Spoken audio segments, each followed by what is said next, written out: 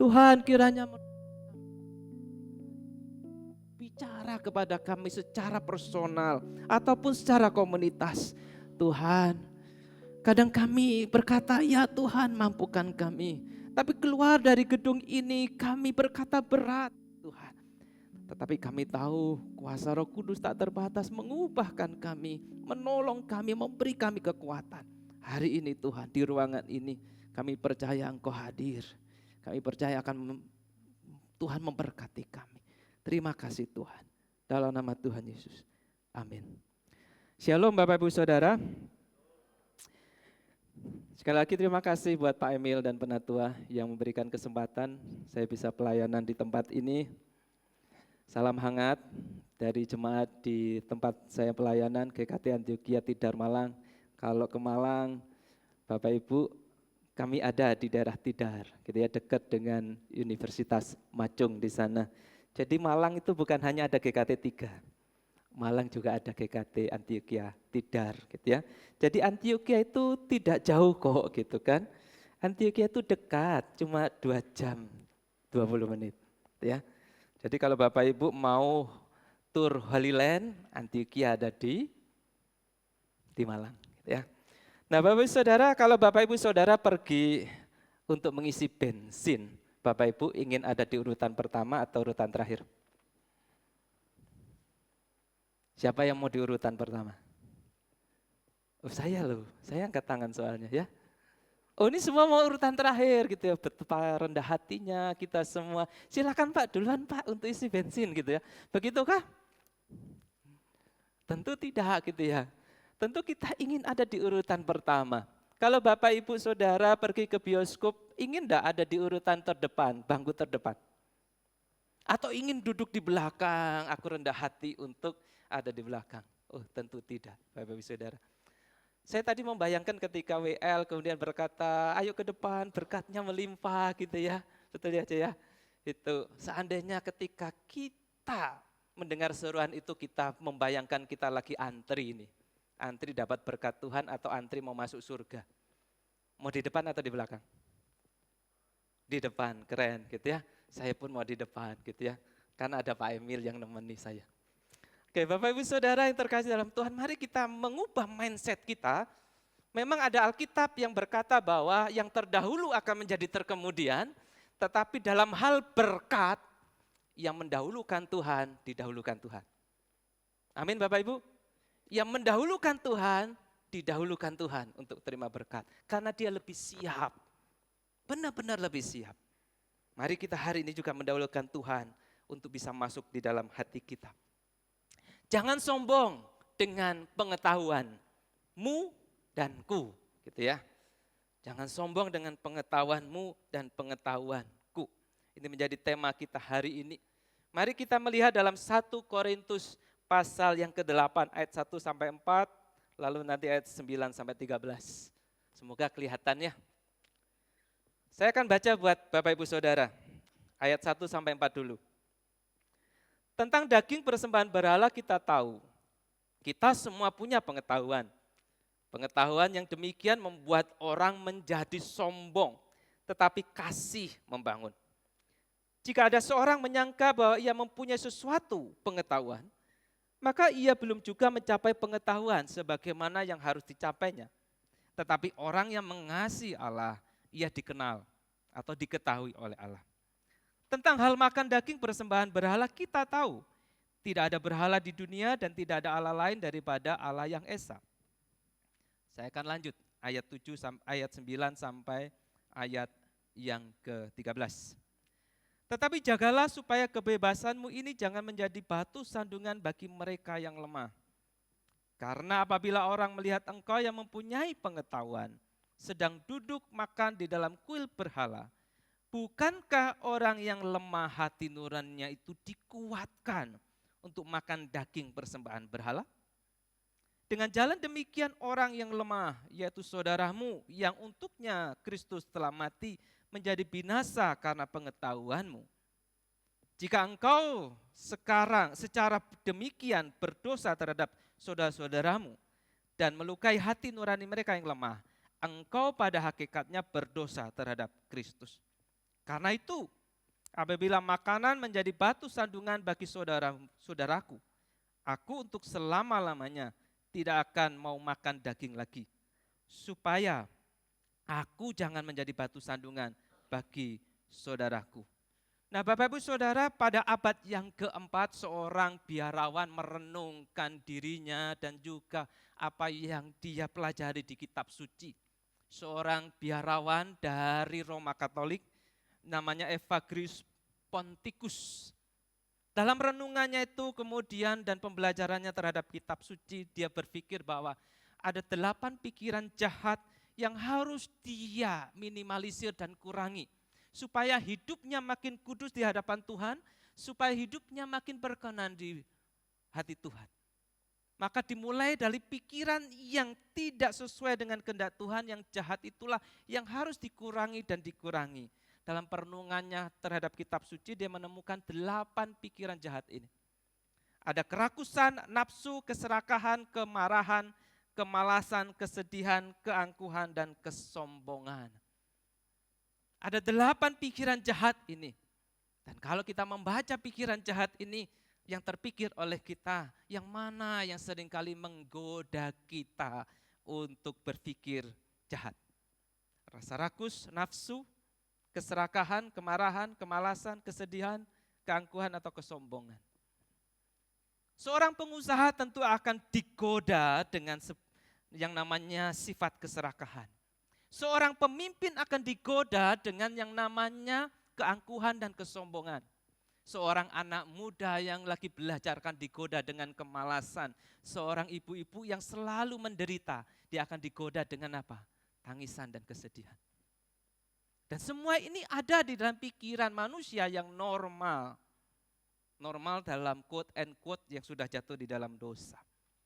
Tentu kita membayangkan Bapak Ibu Saudara 8 pikiran jahat ini, kita mungkin, aku tidak memiliki semuanya itu. Tetapi bagi Evagrius Ponticus, dia berpikir bahwa semuanya ini ada dalam diriku dan aku harus meminimalkan, memotongnya. Bukankah kata Tuhan, jika matamu menyesatkan kau cungkilah. Jika tanganmu menyesatkan kau potonglah. Artinya segala sesuatu yang membuat pikiranmu menjauh daripada Allah, habiskanlah itu. Dan itu yang dilakukan Evagrius Ponticus. Refleksi dia bukan untuk disebarkan. Tetapi kemudian ketika dia menuangkan itu di dalam berbagai pertemuan-pertemuan, refleksi dia tentang 8 pikiran jahat ini memberkati banyak orang, terutama para biarawan. Dari abad ke abad, akhirnya sampai abad ke-13, seorang teolog dan juga biarawan Roma Katolik, Thomas Aquinas, kemudian mempelajari 8 pikiran jahat itu, lalu kemudian dia memformulasikan kembali, dan dia memberikan satu statement, 7 deadly sins. Tentu Bapak Ibu Saudara tidak asing dengan istilah ini, karena ini ada satu buku yang menjelaskan tentang 7 dosa maut, betul ya? Nah, sebelum 7 dosa maut itu terbit dan kemudian menjadi beberapa versi film, Thomas Aquinas itu sudah merefleksikannya, sudah merangkumnya. Dia mengeluarkan kesedihan itu dari sifat-sifat jahat. Karena bagi dia orang yang sedih itu bukan sesuatu yang kejahatan. Tangisan dan air mata itu bukan ekspresi kelemahan. Maka dikeluarkanlah itu, lalu dia susun ulang Bapak Ibu Saudara. Dan di tingkat pertama dia memikirkan tentang apa yang paling mempengaruhi yang lain. Lalu dia susun yang pertama adalah kesombongan. Yang pertama adalah kesombongan. Nah saudara, kalau bulan Agustus ini kita punya tema Kristus menghancurkan belenggu penjajahan dosa. Artinya hal-hal yang membuat kita berdosa. Bisa jadi Bapak Ibu Saudara 7 hal ini juga akan kita pelajari minggu depan. Kita belajar tentang nafsu. Hari ini di jam yang sama remaja kita belajar juga tentang merdeka dari nafsu pornografi. Dan kiranya dalam 1 bulan ini Bapak Ibu Saudara, hal-hal yang membelenggu kita itu dilepaskan dan kita terbebas dari dosa-dosa ini. Dan hari ini kesombongan, pride itu, menurut Thomas Aquinas, pride is the king. Kesombongan itu menjadi raja. Karena kesombongan itu pride is addictive. Kesombongan itu candu Bapak Ibu Saudara. Siapa di sini yang tidak ingin dipuji? Dan pujian itu ingin lagi dan lagi dan lagi, bukan memogi. Saudara, siapa yang di sini tidak ingin dikasih jempol pelayanannya setiap kali pelayanan? Kita tidak munafik, kita otentik bahwa kita ingin itu dipuji. Tapi pujian yang terus diharapkan, pujian yang menjadi candu buat kita, setiap kita melakukan segala sesuatu, itulah menjadi kesombongan. Siapa yang tidak ingin kita mendapatkan hasil yang melimpah? Gaji yang terus naik tiap tahun, sesuai kenaikan inflasi misalnya. Kita tentu ingin, kita bekerja keras lalu dapatkan hasil yang terbaik, kita mencapai target dan melampaui target di dalam usaha kita. Dan kemudian orang akan berkata kita orang yang sukses. Kesuksesan itu nagih Bapak Ibu Saudara. Nagih kita. Sehingga kemudian Thomas Aquinas berkata bahwa titik pertama adalah kesombongan. Karena dengan kesombongan itu orang bisa cenderung untuk rakus. Dengan kesombongan itu orang cenderung untuk bisa tampil pertama dan selalu ingin yang pertama. Dengan kesombongan itu orang akan haus pujian. Nah saudara, kesombongan itu membuat orang marah ketika dikritik. Kesombongan itu membuat kita congkak dan angkuh. Bahkan kesombongan membuat kita bisa malas di situ. Yang kecil-kecil suruh orang lain. Aku cukup yang gede-gede. Itu kesombongan dan kemalasan. Nah saudara yang terkasih di dalam Tuhan, oleh karena itu ketika hari ini kita mendiskusikan, belajar bersama gitu ya tentang janganlah engkau sombong di situ. Maka itu menjadi turning point bahwa kita bisa untuk tidak mengalami kerakusan nafsu keserahan ketika kita kuat untuk tidak sombong itu. Saudaraku, ini seperti narkoba pujian itu kalau tidak dibawa di dalam Tuhan. Berbicara tentang kesombongan Bapak Ibu Saudara yang terkasih di dalam Tuhan. Kesombongan itu adalah keyakinan seseorang, aku loh pantas dikagumi. Dikagumi karena fisikku, dikagumi karena statusku, dikagumi karena kepintaranku. Orang yang merasa bahwa aku pantas dikagumi, dia sudah masuk di dalam area berbahaya, danger area, pride, kesombongan. Kesombongan juga bisa diartikan Bapak Ibu Saudara, kebanggaan yang berlebihan terhadap penampilan, pencapaian, kemampuan, vanity. Sesuatu yang berlebihan Bapak Ibu kita tahu manfaatnya tidak akan besar. Makan berlebihan, engkau tahu akibatnya seperti apa. Kerja berlebihan, dandan berlebihan, dari cantik menjadi cuantik, lalu kemudian apa? Gak cantik, karena berlebihan. Orang seringkali ingin cantik operasi. Operasi pertama hidungnya. Operasi berikutnya bibirnya, operasi berikutnya apa lagi? Alisnya, operasi berikutnya apa lagi? Cece dan ibu-ibu. Dagunya pingin lancip gitu ya. Operasi berikutnya apa lagi? Karena kecantikan yang tidak bisa ditahan itu menjadi kecanduan. Dan ketika semua dioperasi tidak ada yang asli, yang terlihat bukan cantik Bapak Ibu. Gitu aja. Nah saudara yang terkasih di dalam Tuhan, karena ada sesuatu yang berlebihan yang ingin dicapai. Dan itu sudah masuk di dalam kesombongan. Nah saudara yang terkasih di dalam Tuhan, orang bisa sombong dengan banyak hal. Dengan kekayaannya, pengetahuannya, keturunannya, cantik gantengnya, kedudukannya. Ini bukan masalah jumlah. Memang orang yang punya lebih dan banyak, itu godaannya banyak. Tetapi orang yang sedikit tidak anti terhadap godaan kesombongan.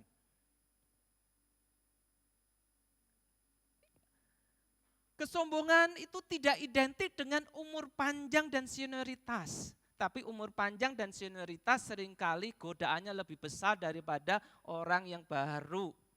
Umurnya baru junior. Tapi yang junior bisa sombong enggak? Bisa. Anak-anak kita yang masih TK bisa menyombongkan dirinya enggak? Bisa. Jadi tiap orang tidak bisa lepas daripada godaan kesombongan. Dan Paulus, Bapak Ibu Saudara, itu memberikan pernyataan kepada jemaat di Korintus. Kita semua punya pengetahuan. Kita tuh pintar loh. Paulus tuh muji orang-orang di Korintus. Pengetahuan yang demikian membuat orang menjadi sombong. Kenapa sombong? Karena pengetahuan itu membuat dia bisa membusungkan dada. Kata sombong di sini sesungguhnya bisa diterjemahkan membusungkan dada.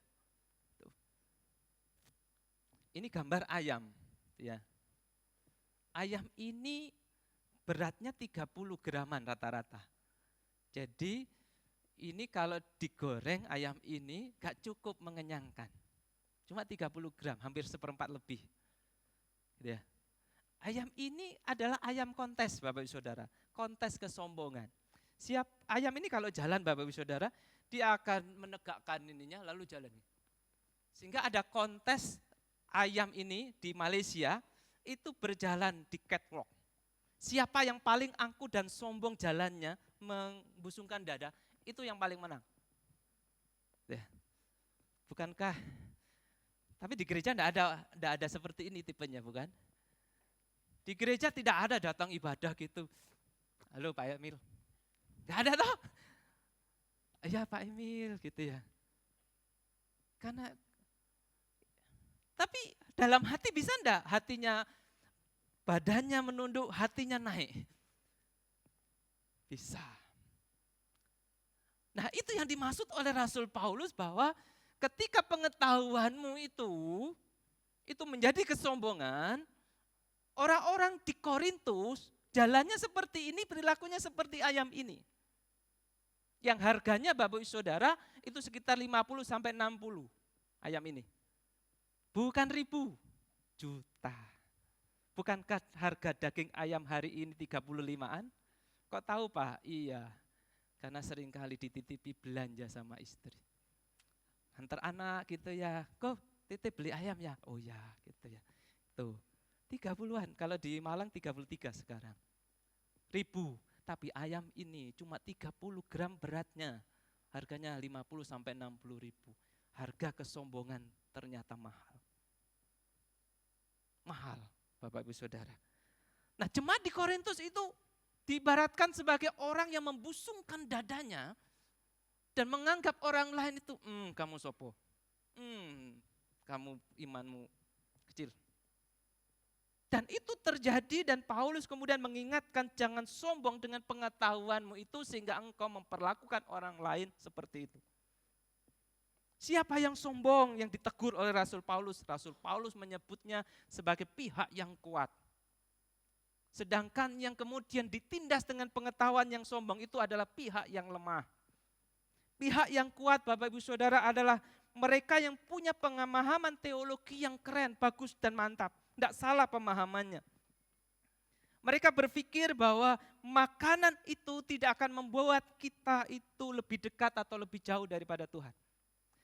Kita makan makanan persembahan berhala, itu kita tidak rugi juga tidak untung. Enggak makan pun enggak rugi, enggak untung. Karena bagi mereka berhala itu cuma sepotong kayu, seonggok batu. Sedangkan Allah kita adalah Allah yang maha kuasa, yang kuasanya mampu menyucikan apapun yang kita makan dan apapun yang kita lakukan. Pemahaman akan kedaulatan Allah yang sangat amat kuat ini, itu sangat amat baik. Maka Paulus menyebut mereka adalah kelompok yang kuat teologinya, pemahamannya.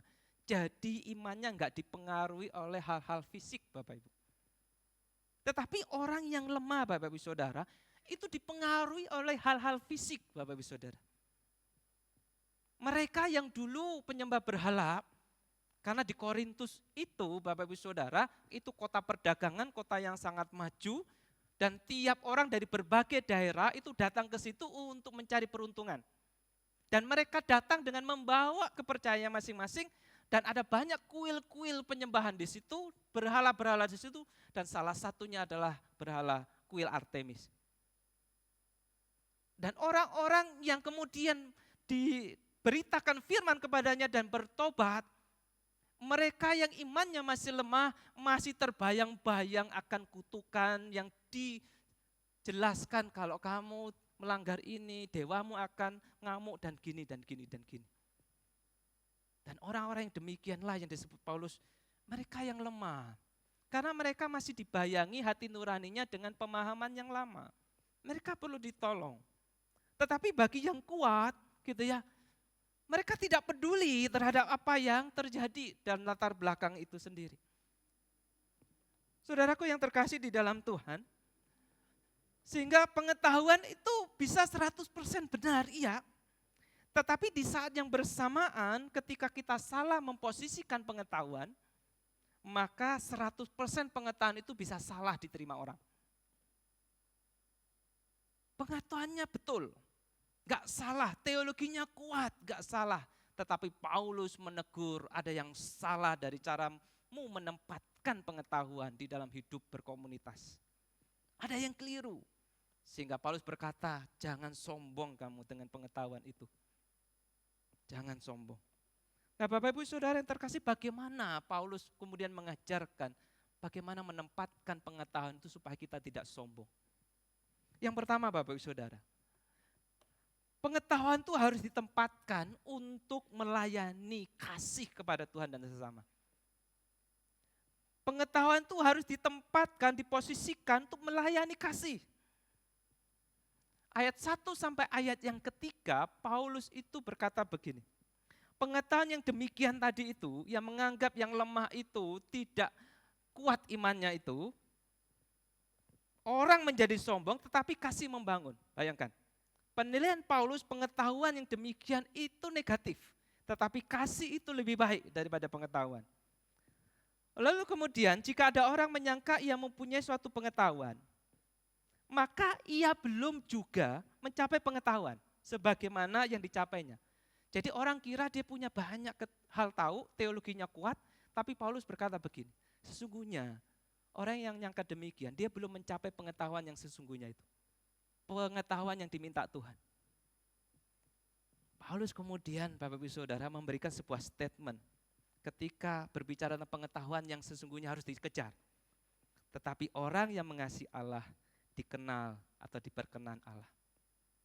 Berarti Paulus mau berkata begini, ada pengetahuan tertinggi yaitu mengasihi Allah. Sehingga ketika Tuhan Yesus ditanya, Tuhan, hukum mana yang terutama? Dari sekitar 600 sekian hukum yang ada di Taurat, Tuhan berkata, kasihlah Tuhan Allahmu dengan segenap hati. Tuhan berkata, kasihlah sesamamu manusia seperti dirimu sendiri. Tuhan menempatkan kasih itu lebih tinggi daripada segala yang lain. Dan Paulus sama menempatkan pengetahuan itu harus di bawah kasih. Karena pengetahuan tertinggi adalah cara kita mengasihi Allah. Nah Bapak Ibu Saudara yang terkasih, ada banyak orang punya pengetahuan tetapi punya kasih yang sedikit. Ada banyak orang punya gelar tinggi tetapi rendah kasihnya. Kalau saya memberikan gambar ini Bapak Ibu Saudara, apa komennya Bapak Ibu Saudara? Langsung ngangguk ya. Lagi kena kasus apa beliau?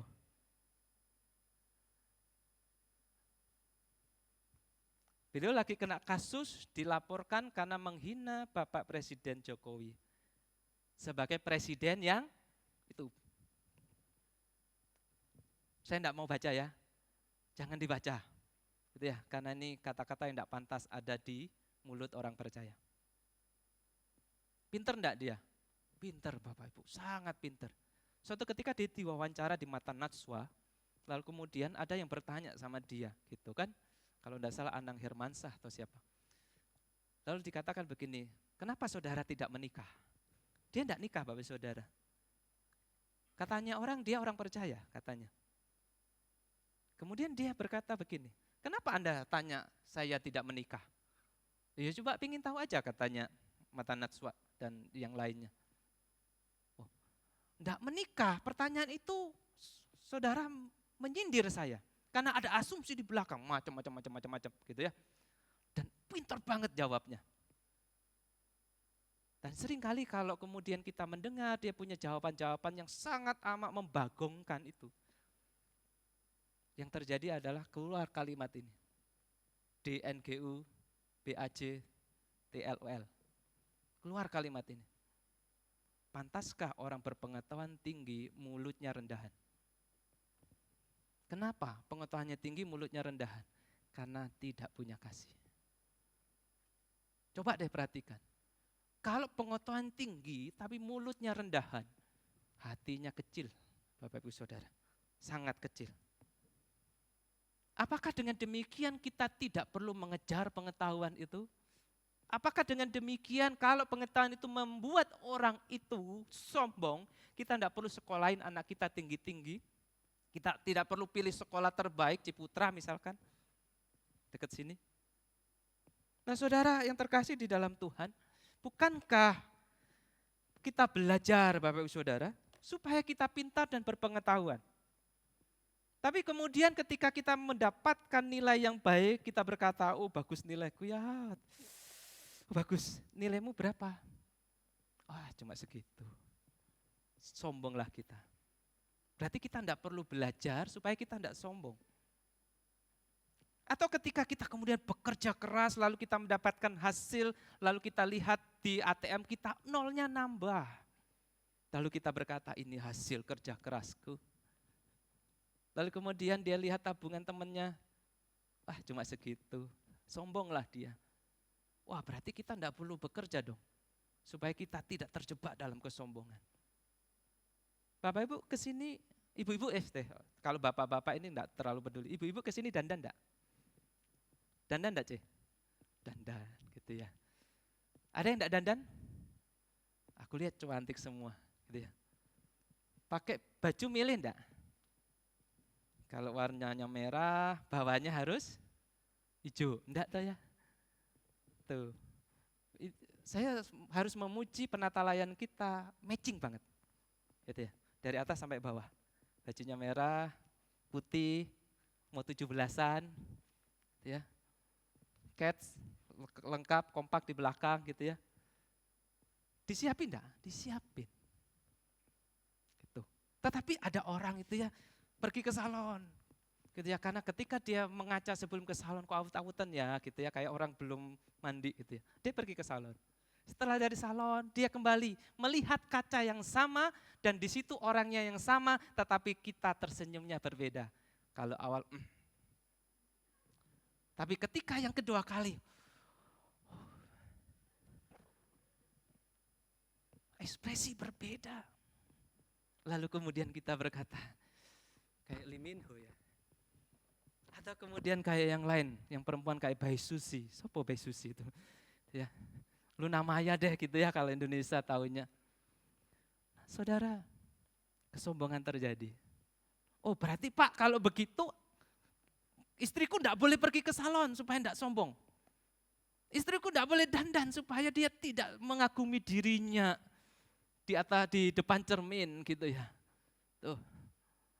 Nah saudaraku yang terkasih di dalam Tuhan, pengetahuan, kekayaan, kecantikan, ketampanan, nilai bagus, pengetahuan tinggi, tidak berdosa.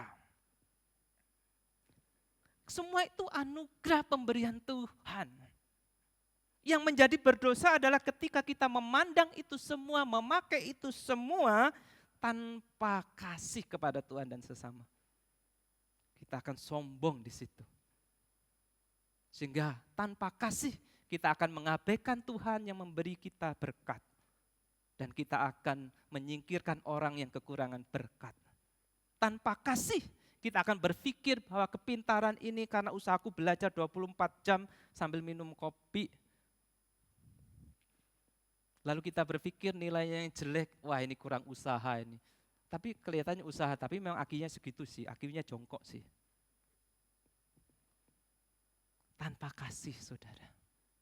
Nah saudaraku yang terkasih, semua itu baik. Tetapi segala sesuatu yang baik tanpa kasih akan berujung untuk diri sendiri, bukan untuk Tuhan dan sesama. Apapun itu. Oleh karena itu Yohanes Calvin, Bapak Ibu Saudara, Bapak reformasi kita itu berkata begini, apapun yang tanpa kasih, gak ada arti loh di hadapan Tuhan. Gak ada arti. Pemberian tanpa kasih sak gede apapun, gak ada arti di hadapan Tuhan. Pelayanan yang sebaik apapun, khotbah yang berapi-api kayak apapun, tanpa kasih, nol di hadapan Tuhan. Terlebih itu tidak menyenangkan bagi Tuhan, kata Calvin. Karena kita tidak memperhatikan kesejahteraan orang lain. Maka, kata Calvin, terkutuklah pengetahuan yang membuat manusia bangga terhadap dirinya. Karena kasih itu pondasi yang membuat kita tetap rendah hati. Kasih itu pondasi yang membuat kita tetap berjalan menunduk meskipun gelar berjibun. Kasih itu yang membuat kita tetap bisa memberi di dalam kesederhanaan dan juga kasih yang besar itu kepada orang yang kekurangan tanpa berpikir orang itu lebih rendah daripada kita. Nah saudaraku yang terkasih di dalam Tuhan, maka mari kita menempatkan semua isi kepala kita itu untuk melayani hati Tuhan dan hati orang lain. Apa yang ada di kepala kita ini? Kita pakai, Tuhan, aku pakai mau ngasihimu dan ngasihi orang lain. Nah saudaraku, oleh karena itu Paulus kalau mau nyimpulkan suratnya di 1 Korintus itu cukup satu kata, kasih. Karena bagi Paulus begini dalam ayat pasal yang 13, Bapak Ibu Saudara. Apa gunanya aku punya banyak karunia? Apa gunanya aku mengetahui segala rahasia? Rahasia kota Malang, kota Surabaya, rahasia negara misalnya. Apa gunanya aku memiliki semua pengetahuan? Dari eksak sampai sosial, dari teologi sampai filsafat. Apa gunanya aku punya iman yang mampu memindahkan gunung, tetapi jika tidak mempunyai kasih, aku sama sekali useless, gak berguna. Mungkin bagi orang itu akan terpandang kita karena kita punya kelebihan-kelebihan tadi. Tetapi di hadapan Allah, aku gak mau pakai. Aku gak mau gunakan. Karena tidak ada kasih di situ. Jadi bersyukurlah kita ketika kita masih dipakai Tuhan untuk melayani. Jaga itu dengan kasih. Sehingga kelebihan kita ketika kita landasi dengan kasih, maka kelebihan kita akan memberkati orang lain. Kelebihan kita akan membuat orang lain untuk fighting mengenal Tuhan lebih banyak. Nah saudara, kesombongan itu Bapak Ibu Saudara, ketika kita berbangga, pride. Ada orang enggak setuju pride itu disebut kesombongan. Pride itu positif kok Pak. Boleh enggak kita bangga terhadap nilai anak kita? Boleh enggak? Boleh. Harus bangga loh. Kalau anaknya dapat nilai bagus. Harus bangga kalau punya istri cantik. Jangan bangga dengan istri orang lain. Kan enggak boleh membanggakan diri sendiri Pak. Jadi aku membanggakan istri tetangga gitu. Kan enggak boleh membuat anak itu sombong. Jadi anakku enggak aku banggakan, anak tetanggaku banggakan. Bukan gitu. Pride itu katanya positif. Karena adalah kebanggaan. Tetapi ketika itu terlalu berbangga menjadi narsis. Narsis itu punyaku. Dan ketika itu membandingkan dengan orang lain, itu menjadi vanity. Kesombongan. Jadi kesombongan itu adalah narsis yang kemudian membandingkan sama orang lain. Itu bahayanya. Kitab suci kita di dalam perjanjian baru punya satu kata yang juga diterjemahkan kesombongan. Kata itu adalah Bapak Ibu Saudara, kenodoxia, dari dua kata. Kenosis, kosong. Doxa, kemuliaan. Jadi orang yang sombong menurut kitab suci perjanjian baru adalah orang yang mencari kemuliaan yang kosong. Mencari pujian yang kosong. Itu orang yang sombong. Karena apa? Pengetahuan yang dia miliki adalah pengetahuan yang tanpa kasih. Ininya penuh, ininya kosong. Maka disebut kemuliaan kosong. Kalau kau ingin pelayanan dipuji orang lain, kata Tuhan, maka orang itu sudah mendapatkan upahnya dari pujian orang lain. Tetapi tabungan amalnya di hadapan Tuhan kosong. Tapi kalau orang itu melayani untuk Tuhan, maka kata Tuhan, kumpulkanlah harta di surga. Maka tabungan amal kita di surga itu akan penuh terisi. Nah, saudara yang terkasih di dalam Tuhan, Perdana Menteri Singapura mengomentari begini. Orang sombong itu seperti orang yang berdiri di atas gunung. Dari atas dia lihat orang sekitarnya yang di bawah itu kecil banget yo. Rumahnya kecil yo, koyo gedean rumahku. Gitu ya. Tapi dia tidak sadar yang di bawah lihat dia juga kecil. Dia tidak sadar itu. Artinya kalau orang memandang orang lain tanpa kasih, pengetahuannya terhadap orang lain atau tentang apapun akan menyudutkan orang lain. Tapi kalau dia memakai kacamata kasih, dia memakai teropong, maka dia akan melihat kebesaran orang lain juga. Makanya kata Paulus, jangan sombong di sini. Nah, saudaraku, yang kedua harus bagaimana? Cara kita memposisikan, kalau yang pertama posisikan pengetahuan itu untuk melayani kasih. Jangan sampai melampaui kasihmu kepada Tuhan dan sesama. Yang kedua adalah posisikan pengetahuan itu harus untuk membangun iman. Harus untuk membangun iman. Bukan membangun akan harga diri kita. Kata Rasul Paulus ayat 9 dan 13.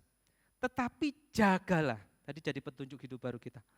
Supaya kebebasanmu jangan menjadi batu sandungan. Jaga kebebasanmu itu supaya tidak jadi batu sandungan bagi mereka yang lemah.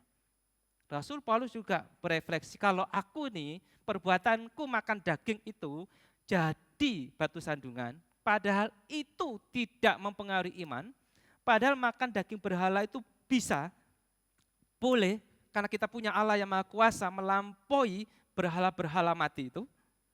Tapi kalau itu jadi batu sandungan, aku tidak mau pakai. Aku tidak mau makan.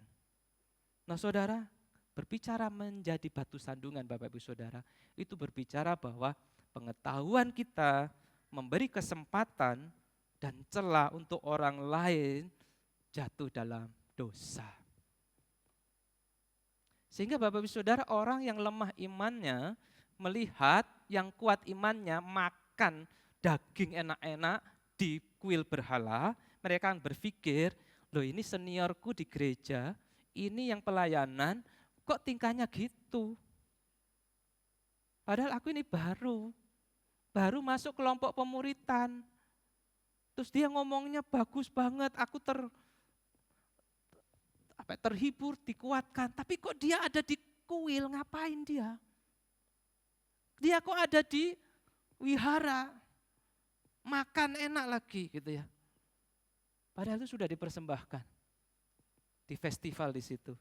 Orang yang lemah imannya berpikir, podo wae, wong Kristen ndak wong Kristen sami mawon. Sim. Nah, Bapak Ibu Saudara, orang itu sudah jatuh dalam dosa. Kata Tuhan, bukankah kalau kau melakukan sesuatu tanpa iman, maka yang kau lakukan itu dosa. Kalau kamu tidak meyakini sesuatu, jangan lakukan. Karena kau akan terjerumus di dalam dosa itu. Nah, saudara yang terkasih di dalam Tuhan, ada banyak orang berpengetahuan, Bapak Ibu Saudara, tetapi tidak membangun.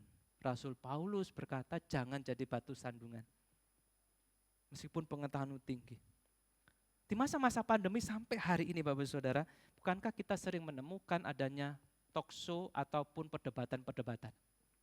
Ini salah satu yang saya temukan, ada perdebatan yang judulnya adalah Threat Sumber Bencana. Pertanyaannya adalah, Bapak Ibu Saudara, kalau setelah berdebat, yang diajak debat bertobat enggak? Hatinya damai sejahtera enggak? Enggak. Tambah mangkel, tambah benci Kristen enggak? Tambah benci. Karena apa? Perdebatannya adalah adu pengetahuan, bukan hati. Lalu kemudian saya menemukan ini Bapak Ibu Saudara. Debat Islam Kristen Fatimah Siddiqiyah ini yang baru bertobat jadi Kristen, permalukan Uni Rifa. Kata permalukan itu sendiri berarti pengetahuan yang mampu mengatasi pengetahuan orang lain, itu sudah membuat orang lain malu.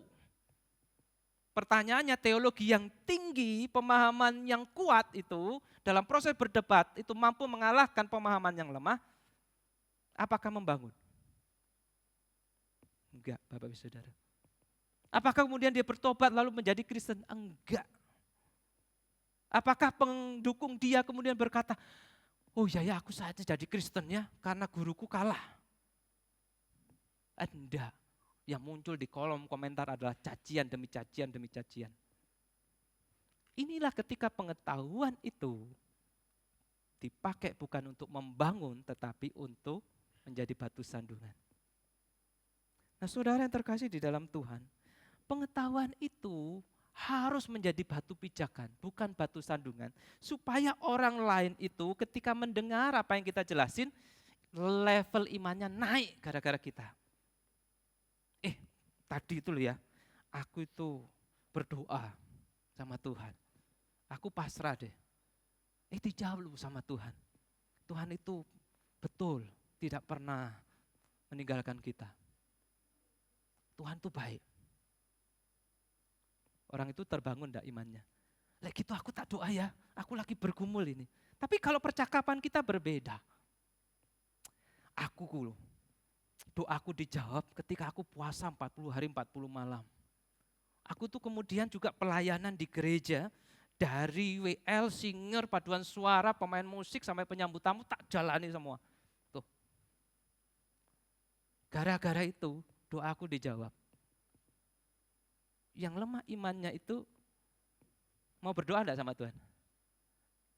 Aku raiso ya Pak, nyanyi raiso, fales lagi. Aku raiso Pak, jadi penyambut tamu, senyumku bukan senyum Hermes. Aku raiso sih Pak. Jadi dia akan berpikir bahwa doaku enggak akan dijawab karena apa? Standar jawaban dari Tuhan adalah orang yang punya pelayan A, B, C, D. Nah, saudara, hendaklah pengetahuan kita menjadi batu pijakan untuk orang lain move ke level yang lebih baik imannya. Bukankah Kristus, Bapak Ibu Saudara, disebutkan adalah batu penjuru, batu ukuran, batu pijakan yang mahal, tapi catatannya adalah begini, siapa yang percaya kepadanya tidak akan dipermalukan. Artinya siapa yang mendengar pengetahuan tentang Kristus, Bapak Ibu Saudara, dia tidak akan dipermalukan tetapi imannya akan diangkat. Ketika dia jatuh tertelungkup, jatuh dalam dosa berapa kali, pujian kita hari ini berkata bahwa Tuhan Engkau tidak pernah menyerah, bukan? Untuk bisa mengerti aku dan membawa aku bangkit lagi. Tak terbatas kasih-Mu untuk ngangkat aku lagi. Di titik itulah Bapak Ibu Saudara, orang yang percaya kepada pemahaman teologi yang disampaikan oleh lagu tadi itu, yang Alkitabiah itu, tidak akan dipermalukan tetapi imannya akan naik. Ya Tuhan, aku tak bangkit deh. Aku tak bangkit. Nah saudaraku yang terkasih dalam Tuhan, Rasul Paulus kembali mengingatkan, kita punya pengetahuan, kita punya kebebasan free will di situ, kehendak bebas. Tetapi adanya bad free will.